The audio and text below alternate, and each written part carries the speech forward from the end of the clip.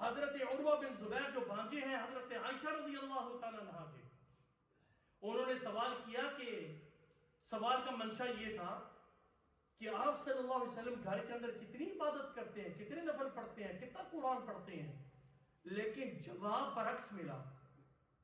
اور جواب کیا تھا کہ عروہ بن زبیر، رسول اللہ صلی اللہ علیہ وسلم گھر میں اپنا کام خود کر لیا کرتے تھے، کپڑے خود دھویا کرتے تھے. کون؟ رسول اللہ صلی اللہ علیہ وسلم. آپ صلی اللہ علیہ وسلم اپنے کپڑوں کو خود سی لیا کرتے تھے. آپ صلی اللہ علیہ وسلم گھر کے اندر ہمارا ہاتھ بٹاتے تھے. آج تو مردوں کو شرم آتی ہے نا، اور جو مرد گھر میں کام کر رہا ہو وہ کہتا ہے تکو جی یہ رن مرید ہے، تو دیکھو جی یہ کیا کر رہا ہے گھر میں، بیوی کی مدد کر رہا ہے، یہ تو گھر میں صفائی کر رہا ہے. اور بھائی دیکھو، کائنات کا سردار جس کے لیے اللہ نے اس کائنات کو رونق عطا فرمائی ہے، وہ بیویاں جو آپ پر جان دینے کے لیے قربان ہوتی تھیں، اور وہ صحابہ آپ کے وضو کا پانی ابھی زمین پہ نہیں گرتا تھا، وہ اپنے ہاتھوں پہ لے کر اپنے چہروں پہ تبرک کے طور پہ ملتے تھے. وہ صحابہ آپ کے گھر کی صفائی نہیں کر سکتے تھے، وہ صحابہ دودھ نہیں دھو سکتے تھے آپ کے لیے، وہ آپ کے کپڑوں کو سی نہیں سکتے تھے، لیکن خودداری تھی رسول اللہ صلی اللہ علیہ وسلم کے اندر. اور آپ صلی اللہ علیہ وسلم نے ہمیں یہ میسج دیا کہ جتنا بڑا تمہارا مرتبہ اور مقام ہو جائے، لیکن یاد رکھو اپنا کام اپنے ہاتھ سے کرو. مفتی عثمانی کے بیانات اور شرعی سوالات و جوابات کو لائک، شیئر اور سبسکرائب کرنا نہ بھولیے. ان الحمد للہ والصلاة والسلام على رسول الله. اما بعد فاعوذ باللہ من الشیطان الرجیم. بسم اللہ الرحمن الرحیم. انا عرضنا الامانة على السماوات والارض والجبال فأبين أن يحملنها وأشفقن منها وحملها الإنسان. صدق الله مولانا العظيم. اللهم صل على محمد وعلى آل محمد كما صليت على إبراهيم وعلى آل إبراهيم إنك حميد مجيد. اللهم بارك على محمد وعلى آل محمد كما باركت على إبراهيم وعلى آل إبراهيم إنك حميد مجيد. حضرات محترم بھائیوں، بزرگوں، دوستوں، نوجوان ساتھیوں، اللہ رب العزت نے امانت جیسی عظیم نعمت کو زمین پر اور پہاڑوں پہ پیش کیا. جب اس امانت کو زمین کے سامنے اور پہاڑوں کے سامنے پیش کیا گیا تو انہوں نے اس امانت کو لینے سے انکار کر دیا. پھر اللہ رب العزت نے انسان کے سامنے امانت کو پیش کیا اور انسان نے اس امانت کو لے لیا. آپ صلی اللہ علیہ وسلم کا ارشاد گرامی ہے، جس آدمی کے اندر 4 صفات پائی جائیں، بھلے اس کے پاس دنیا کی کوئی بھی نعمت نہ ہو اور اس کے پاس صرف 4 صفات ہوں، اسے اس بات پہ غمگین نہیں ہونا چاہیے کہ میرے پاس دنیا کی کوئی نعمت نہیں ہے، اس لیے کہ وہ 4 صفات، وہ 4 نعمتیں جسے اللہ رب العزت عطا فرما دیں، گویا کہ اللہ رب العزت نے ساری دنیا کی نعمتیں اس شخص کی جوڑی میں ڈال دی ہیں. ان میں سے نمبر 1 امانت ہے، نمبر 2 سچائی ہے، نمبر 3 خوش اخلاقی ہے، نمبر 4 حرام لقمے سے اپنے آپ کو محفوظ رکھنا ہے۔ عموماً ہمارے معاشرے میں سچائی اسے سمجھا جاتا ہے جو صرف سچ بولے، حالانکہ جب قرآن یا اللہ کے رسول صلی اللہ علیہ وسلم کوئی لفظ فرما دیں تو اس کا جو معنی ہوتا ہے اس میں وسعت ہوتی ہے، بلکہ سچائی عقیدے میں سچائی ہونی چاہیے، انسان کے فعل میں سچائی ہونی چاہیے، انسان کی گفتگو میں سچائی۔ ادھر سے انسان اللہ کی محبت کے دعوے دار ہے، اللہ سے محبت کا دعوے دار ہے، اور اپنے قول و فعل میں اتنا بڑا تضاد کہ جب اللہ کا حکم سامنے آتا ہے تو وہاں یہ اس وعدے کی خلاف ورزی کر رہا ہے، تو وہ جو سچائی سے وعدہ کیا تو اس وعدے میں بہت بڑا تضاد ہے۔ اسی طرح امانت ہے، امانت جو اللہ رب العزت نے آپ کو عطا فرمائی، اس امانت کا جو معنی ہے اس میں بھی وسعت ہے، اور بہت ساری چیزوں میں اللہ رب العزت کے نبی صلی اللہ علیہ وسلم نے ہمیں یہ باور کروایا کہ ان چیزوں کے اندر بھی امانت ہوتی ہے۔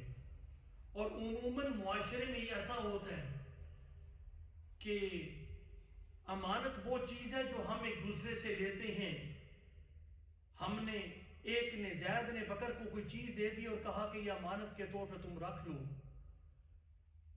لیکن اس امانت کے اندر بہت ساری چیزیں ہیں۔ یہ دین جو اللہ رب العزت نے آپ کو عطا فرمایا یہ بہت بڑی امانت ہے حضرت انسان کے پاس۔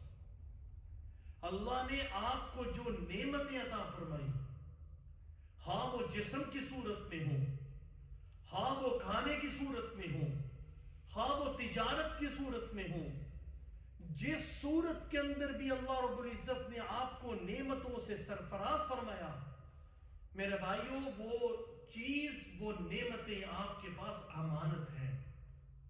ثم لتسألن یومئذ عن النعیم، ایک ایک نعمت کے بارے میں کل قیامت کے دن سوال کیا جائے گا۔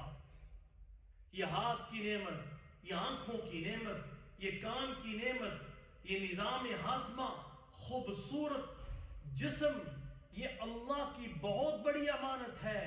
کل قیامت کے دن یہ سوال ہوگا کہ بھائی اس جسم کو تم نے کہاں استعمال کیا، اس سوچ کو تم نے کہاں استعمال کیا، ان صلاحیتوں کو تم نے کہاں استعمال کیا۔ یہ ساری چیزیں امانت کے مفہوم کے اندر آتی ہیں۔ اللہ اکبر۔ آپ صلی اللہ علیہ وسلم نے فرمایا کہ منافق کی کچھ نشانیاں ہیں، ان میں سے ایک نشانی یہ ہے کہ جب بات کرے گا جھوٹ بولے گا، وعدہ کرے گا وعدہ خلافی کرے گا، امانت اسے دی جائے گی امانت کی خلاف ورزی کرے گا، وَإِذَا اؤْتُمِنَ خَانَ، کہ جب اسے امانت دی جائے گی وہ امانت میں خیانت کرے گا۔ تو معلوم ہوا کہ جو آدمی امانت میں خیانت کرے کہ یہ اس کی نفاق کی نشانی ہے، اس لیے کہ رسول اللہ صلی اللہ علیہ وسلم نے فرمایا۔ اور یہ اتنی بڑی صفت ہے امانت داری کہ اللہ رب العزت نے حضرت جبریل علیہ السلام کی صفات کو بیان کیا، اور اس صفت کو بیان کیا مطاعن ثم امین۔ آسمان پر جہاں فرشتے آپ کی تابعداری کرتے ہیں وہاں آپ ان کے درمیان آپ معروف ہیں امانت داری کے لقب کے ساتھ۔ اور اللہ رب العزت نے قرآن مجید کے اندر جا بجا انبیاء علیہ السلام کا ذکر کیا، ان کے قصوں کو بیان کیا، اور وہاں ایک بات بیان فرمائی انی لکم رسول امین، کہ ہر نبی نے یہ کہا کہ ہم آپ کے پاس اللہ کے بھیجے ہوئے اور امانت دار ہیں۔ تو یہ امانت داری اللہ کی بہت بڑی نعمت ہے جو اللہ رب العزت نے حضرت انسان کو عطا فرمائی، اور انبیاء علیہ السلام نے اس امانت داری کو بدرجہ اتم پورا کیا، اس لیے کہ ان کے کندھوں پر انسانیت کی ایک ذمہ داری سونپی گئی تھی، ذمہ داری رکھی گئی تھی کہ آپ نے پوری امت کو آپ نے شریعت سکھانی ہے، اور وہ امانت شریعت کی صورت میں وہ منتقل ہوئی حضرت انسان کے پاس، اور اس امانت داری کو، اس امانت داری کے سارے تقاضوں کو اگر کسی نے پورا کیا بدرجہ اتم، تو وہ امام الانبیاء علیہ السلام تھے۔ کاملاً مکمل طور پر آپ نے اس کے تقاضوں کو پورا فرمایا، اور اس کی ایک مثال، اس کی ایک چھوٹی سی جھلکی آپ کو حجۃ الوداع کے موقع پر نظر آتی ہے، جب رسول اللہ صلی اللہ علیہ وسلم نے تقریباً 1,44,000 صحابہ کے سامنے یہ بات بیان فرمائی کہ کیا میں نے وہ امانت تم تک پہنچا دی ہے جو اللہ نے میرے ذمے لگائی تھی؟ اور صحابہ نے بیک زبان ہو کر یہ کہا کہ اے اللہ کے رسول، وہ امانت آپ نے بدرجہ اتم پہنچا دی ہے، اور آپ نے آسمان کی طرف انگلی اٹھا کر کہا اے اللہ گواہ رہیے، اے اللہ گواہ رہیے، اے اللہ گواہ رہیے، میں نے وہ امانت آپ کے بندوں تک پہنچا دی ہے۔ اور اس کی ایک بہت بڑی جھلکی آپ کو ہجرت مدینہ کے موقع پر نظر آئے گی۔ بعض مرتبہ ہم سیرت کے گوشوں کو پڑھتے ہیں، سیرت نگاری کرتے ہیں، آپ صلی اللہ علیہ وسلم کی سیرت کو پڑھتے ہیں اور پڑھ کے آگے نکل جاتے ہیں، لیکن اس واقعے کو جو میں ابھی بیان کرنے والا ہوں، اس واقعے کی کوئی مثال آپ کو قیامت کی صبح تک ایسی نہیں ملے گی جس کی اعلیٰ مثال رسول اللہ صلی اللہ علیہ وسلم نے پیش فرمائی امانت داری کی، کہ اللہ کی طرف سے آپ کو حکم ہوتا ہے کہ آپ ہجرت کر جائیں، اور آپ اس مقام سے ہجرت کر کے جا رہے ہیں جہاں آپ کی جائے پیدائش ہوئی ہے، اور اس شہر سے آپ کو ایک لگاؤ اور ایک محبت ہے۔ اللہ کی طرف سے آپ کو یہ حکم ہے کہ آپ نے اس ہجرت کے معاملے کو چھپا کے رکھنا ہے، لوگوں کو بتانا نہیں ہے۔ چنانچہ آپ صلی اللہ علیہ وسلم اعلان نبوت سے پہلے صادق اور امین تھے لوگ مشرکین کے درمیان۔ صادق اور امین کے لقب سے آپ کو یاد کیا جاتا تھا، لیکن جب لا الہ الا اللہ کی صدائیں بلند ہوئیں اور مشرکین مکہ کی عقائد پر ضرب لگی، توحید کے علم کو بلند کیا گیا، تو اس وقت وہ جو صادق اور امین کا جو لقب تھا وہ ان کے درمیان ختم ہونے لگا، اور جس کو وہ صادق اور امین کہا کرتے تھے، جس شخصیت کو، اسی کو شک کی نگاہ سے دیکھنے لگے۔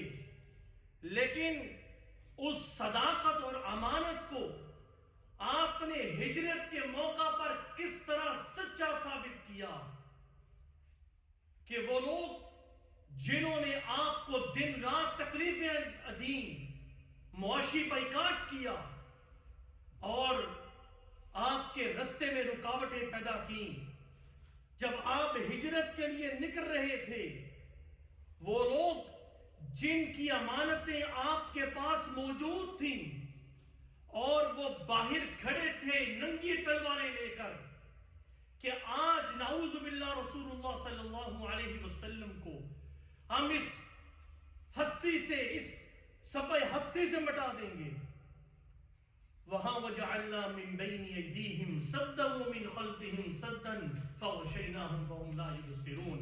اللہ نے ایک دیوار کھڑی کی، ان کی آنکھیں بند ہوئیں اور آپ صلی اللہ علیہ وسلم کو عافیت و سلامتی کے ساتھ وہاں سے نکالا. وہ لوگ جو ننگی تلواریں لے کے باہر کھڑے تھے آپ صلی اللہ علیہ وسلم کو نعوذ باللہ قتل کرنے کے لیے، صفحہ ہستی سے مٹانے کے لیے، انہی کی امانتوں کو آپ نے اپنے داماد خلیفہ رابع حضرت علی رضی اللہ تعالی عنہ کے سپرد کیا اور کہا کہ اے علی، مجھے حکم یہ ہے کہ میں اس ہجرت کے حکم کو چھپاؤں، تیری ذمہ داری یہ ہے کہ یہ امانتیں مشرکین مکہ کی جو میرے پاس موجود ہیں ان کو واپس کر دو. یہ امانت داری کی اتنی اعلیٰ مثال جو میں اور آپ جس کا تصور نہیں کر سکتے، اور یہ مثال کسی بادشاہ کے ساتھ پیش ہی نہیں آئی ہوگی. اگر پیش آئی بھی ہوگی وہ ان دشمنوں کے ساتھ ایسا روا اور ایسا سلوک کرنے سے بھی قاصر ہوگا. جس کے قاتل باہر کھڑے ہوں ان کی امانتوں کے لیے ایک شخص کو مقرر کیا جائے کہ یہ امانتیں ان قاتلوں اور ان دشمنوں کے حوالے کر دینا. اللہ اکبر. میرے بھائیو، جیسے میں نے شروع میں کہا کہ امانت و امانت کا جو معنی ہے اس میں وسعت پائی جاتی ہے. آپ صلی اللہ علیہ وسلم نے فرمایا کہ المجالس بالامانہ، مجلس سے بھی امانت ہوتی ہے. مجلس کے اندر کسی شخص نے آپ سے کوئی راز کی بات کی اور آپ کو پابند کیا کہ بھائی میری یہ بات کسی کو بتانی نہیں ہے، اگر آپ نے اس مجلس کی بات کو باہر پہنچایا تو آپ نے امانت میں خیانت کی. اور دوسری روایت کے اندر آپ صلی اللہ علیہ وسلم نے فرمایا کہ اگر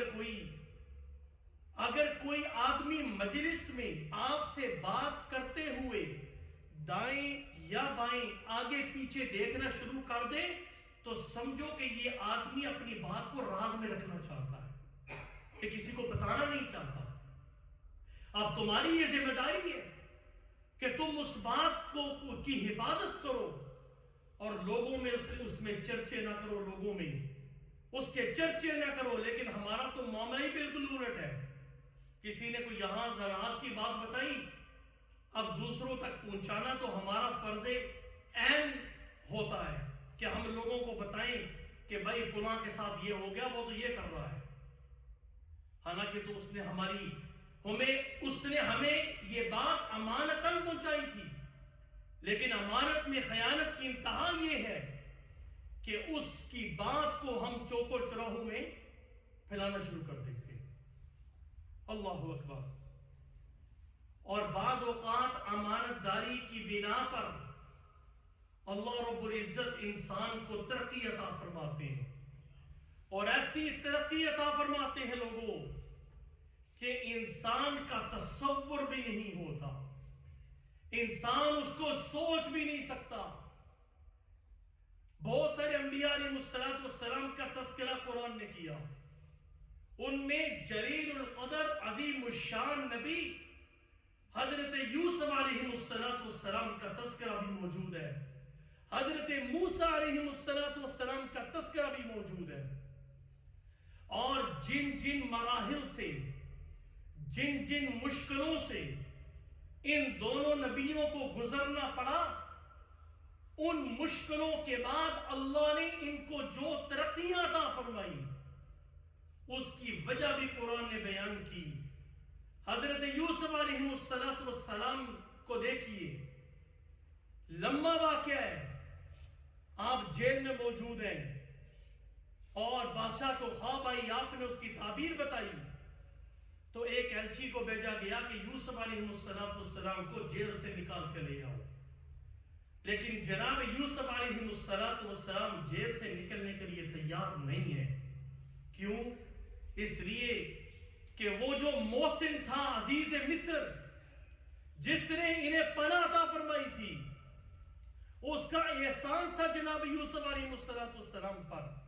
اس کی بیوی نے تہمت لگائی تھی زلیخا نے، لیکن اس احسان کو سامنے رکھتے ہوئے یہ نہیں کہا کہ میں اس وقت جیل سے نکلوں گا جب زلیخا جو عزیز مصر کی بیوی ہے اس نے مجھ پہ جو الزام لگایا ہے میں اس وقت تک جب تک وہ مجھے صفائی پیش نہیں کرے گی میں یہاں سے نکلوں گا نہیں، بلکہ کہا کہ ما بال النسوۃ اللاتی قطعن ایدیہن، اشارتاً فرمایا کہ ان عورتوں کا کیا جنہوں نے اپنی انگلیوں کو چھری سے کاٹ لیا تھا، اشارہ فرما دیا۔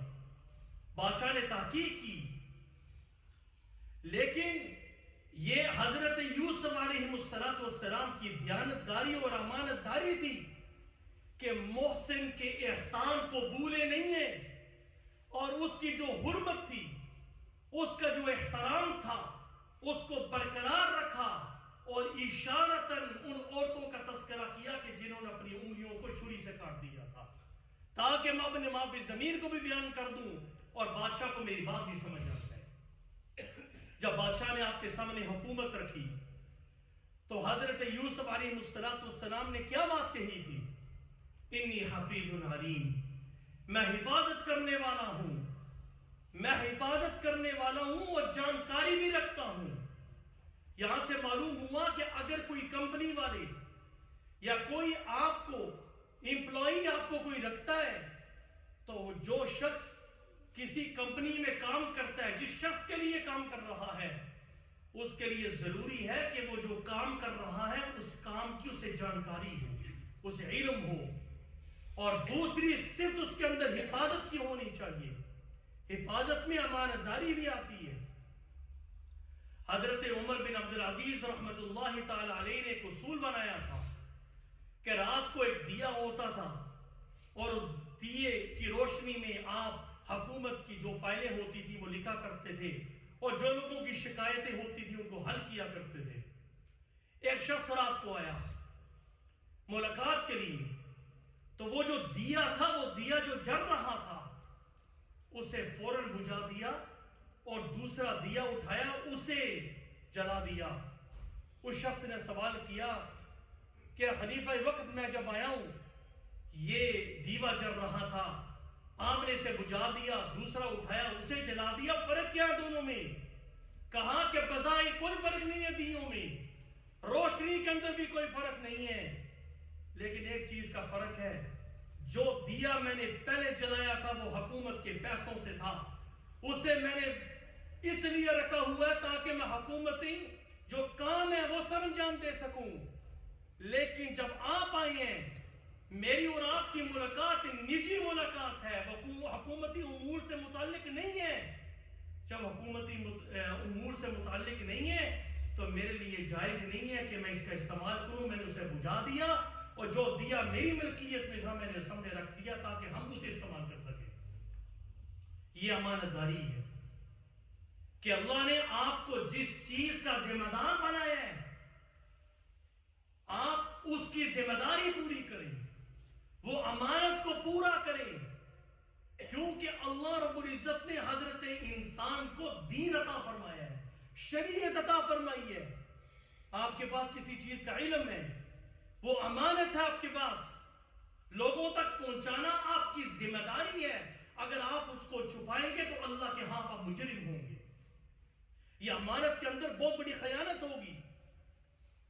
حضرت موسیٰ علیہ السلام کا واقعہ دیکھ لیجیے کہ دو لوگوں کے درمیان لڑائی ہوتی ہے، آپ ایک شخص کو مارتے ہیں، دوسرے کو بچانے کے لیے اس کی موت واقع ہو جاتی ہے، وہاں سے اب نکلتے ہیں اور مدین کا رستہ لیتے ہیں، اور ریگستانی علاقہ اور گرمی اور کھانے کے لیے کچھ بھی نہیں ہے، لیکن اللہ رب العزت نے کیسا انتظام فرمایا کہ آپ مدین کے کنویں پہ پہنچتے ہیں، وہاں دیکھا کہ وڈیرے لوگ بکریوں کے لیے پانی بھر رہے ہیں، اور سائڈ پہ دیکھا کہ دو لڑکیاں کھڑی ہیں جن کے پاس ڈول ہیں، بکریاں ہیں، وہ اپنی بکریوں کو ہٹا رہی ہیں۔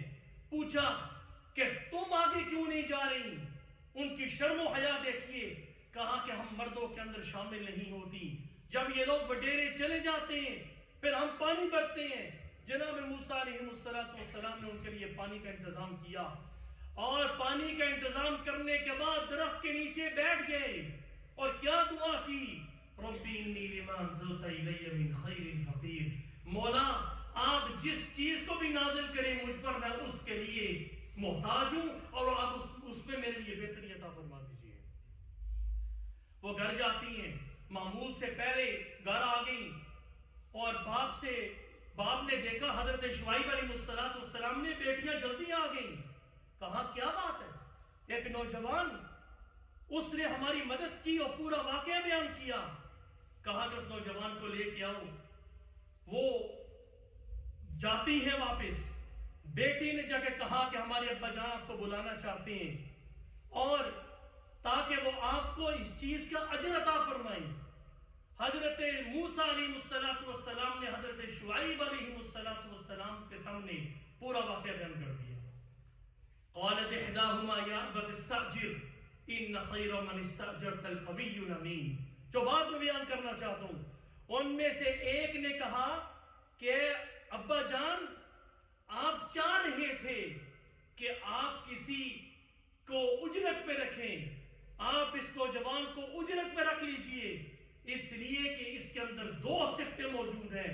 ایک صفت یہ ہے کہ یہ بہادر بھی ہے، اور دوسری صفت یہ ہے کہ یہ ہمارا دار ہے۔ لمبا واقعہ ہے، اللہ رب العزت نے گھر کا بھی انتظام کیا، کھانے کا بھی انتظام کیا، نکاح کا بھی انتظام کیا، اور 10 سال تک حضرت شعیب علیہ السلام کی معیت بھی حضرت موسیٰ علیہ السلام کو عطا فرمائی۔ کس وجہ سے؟ امانت داری کی وجہ سے۔ جب ہم نے یہ وعدہ کر لیا کہ اللہ ہم تیرے دین پہ پختہ ہوں گے، تو یہ ہماری شرم ذمہ داری ہے کہ ہم اس امانت کے اندر خیانت نہ کریں۔ اور اللہ کے رسول صلی اللہ علیہ وسلم کی محبت کا وعدہ جب ہم نے کر لیا، تو اللہ کے رسول صلی اللہ علیہ وسلم کی سنتوں پر عمل کرنا یہ بھی ہماری شرم ذمہ داری ہے، یہ محبت کا تقاضا ہے۔ ایک چھوٹی سی جھلکی دیکھیں، حضرت عروہ بن زبیر جو بھانجے ہیں حضرت عائشہ رضی اللہ تعالیٰ عنہا کے، انہوں نے سوال کیا کہ سوال کا منشا یہ تھا کہ آپ صلی اللہ علیہ وسلم گھر کے اندر کتنی عبادت کرتے ہیں، کتنے نفل پڑھتے ہیں، کتنا قرآن پڑھتے ہیں، لیکن جواب برعکس ملا۔ اور جواب کیا تھا کہ عروہ بن زبیر، رسول اللہ صلی اللہ علیہ وسلم گھر میں اپنا کام خود کر لیا کرتے تھے، کپڑے خود دھویا کرتے تھے۔ کون؟ رسول اللہ صلی اللہ علیہ وسلم۔ آپ صلی اللہ علیہ وسلم اپنے کپڑوں کو خود سی لیا کرتے تھے۔ آپ صلی اللہ علیہ وسلم گھر کے اندر ہمارا ہاتھ بٹاتے تھے۔ آج تو مردوں کو شرم آتی ہے نا، اور جو مرد گھر میں کام کر رہا ہو وہ کہتا ہے تو جی یہ رن مرید ہے، تو دیکھو جی یہ کیا کر رہا ہے، گھر میں بیوی کی مدد کر رہا ہے، یہ تو گھر میں صفائی کر رہا ہے۔ اور بھائی دیکھو، کائنات کا سردار جس کے لیے اللہ نے اس کائنات کو رونق عطا فرمائی ہے، وہ بیویاں جو آپ پر جان دینے کے لیے قربان ہوتی تھیں، اور وہ صحابہ آپ کے وضو کا پانی ابھی زمین پہ نہیں گرتا تھا، وہ اپنے ہاتھوں میں لے کر اپنے چہروں پہ تبرک کے طور پہ ملتے تھے۔ وہ صحابہ آپ کے گھر کی صفائی نہیں کر سکتے تھے، وہ صحابہ دودھ نہیں دھو سکتے تھے آپ کے لیے، وہ آپ کے کپڑوں کو سی نہیں سکتے تھے، لیکن خودداری تھی رسول اللہ صلی اللہ علیہ وسلم کے اندر۔ اور آپ صلی اللہ علیہ وسلم نے ہمیں یہ میسج دیا کہ جتنا بڑا تمہارا مرتبہ اور مقام ہو جائے، لیکن یاد رکھو اپنا کام اپنے ہاتھ سے کرو، اپنا کام اپنے ہاتھ سے کرو۔ لیکن آج تو ہمیں شرم آتی ہے، ساری ذمہ داری عورت پہ ڈال دی، ساری ذمہ داری۔ پانی لانا ہے، میرے پاس پانی لے گیا، کپڑے استری کرنے ہیں وہ بیوی کرے، جوتے پالش کرنے ہیں وہ بیوی کرے۔